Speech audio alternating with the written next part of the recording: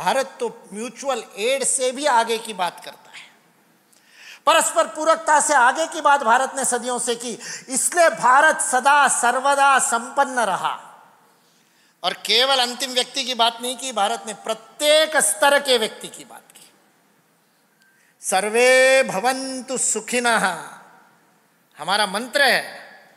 घर में भी सूर्य नमस्कार अकेला व्यक्ति करता है, अकेले पूजा करता है, खुद गणपति अथर्वशीर्ष बोलता है, या दुर्गा सप्तशती में से चंडी पाठ करता है, या हनुमान चालीसा पढ़ता है, या मंगलवार को सुंदरकांड का पाठ करता है, या जगन्नाथ जी की पूजा करता है, तो उसके बाद में अंत में प्रार्थना करता है सर्वे भवन्तु सुखिनः, लोका समस्ता सुखिनो भवन्तु। हमारे मंदिरों में आरती के बाद में नारे लगते हैं, धर्म की रक्षा हो, अधर्म का नाश हो, विश्व का कल्याण हो। हम केवल भारत की बात नहीं करते। हमने ये नहीं कहा कि सर्वे हिंदू भवन्तु सुखिना, विश्व की अन्य सभी उपासना पद्धतियों ने, रिलीजन्स ने यही बात की, जो मेरे ईश्वर को मानता है उसी को स्वर्ग मिलेगा, जो नहीं मानेगा वो नरक में जाएगा। कन्वर्शन का आधार ही ये है। स्वामी लक्ष्मणानंद जी की हत्या के लिए ये लॉजिक बताया गया कि वो कन्वर्शन को रोक रहे थे, कन्वर्शन होने नहीं देते थे। कन्वर्शन का आधार ही है, जब तक आप मेरे ईश्वर को नहीं मानोगे तब तक आपकी मुक्ति संभव नहीं, लिबरेशन संभव नहीं। वही लिबरेशन थियोलॉजी बना। सारा विश्व आज संघर्ष में रथ है, तो उसके कारण है।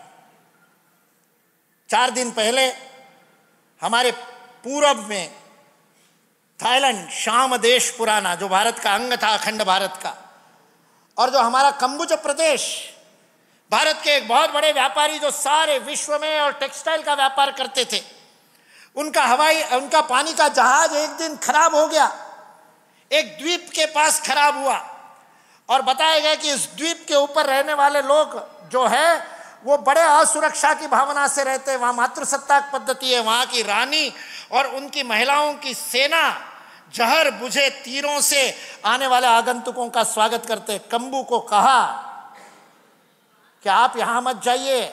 उन्होंने कहा क्या करें, जब तक जहाज ठीक नहीं होता रुकना ही पड़ेगा।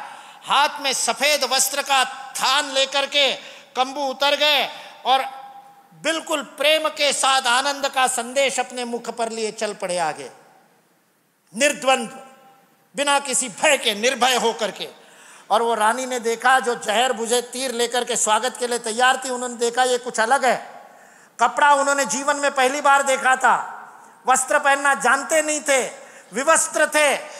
जाकर के कंबू ने उनके सामने वस्त्र रखे और उनके साथ प्रेम से बात की। कंबू को उन्होंने स्वीकार कर लिया, कंबू से विवाह हो गया, उनको वस्त्र पहनने से लेकर सारी संस्कृति की शिक्षा दी। वो कंबोडिया और थाईलैंड अभी 4 दिन पहले युद्धरत हो गए। सारा विश्व 54 काइनेटिक कॉन्फ्लिक्ट्स में घिरा हुआ है।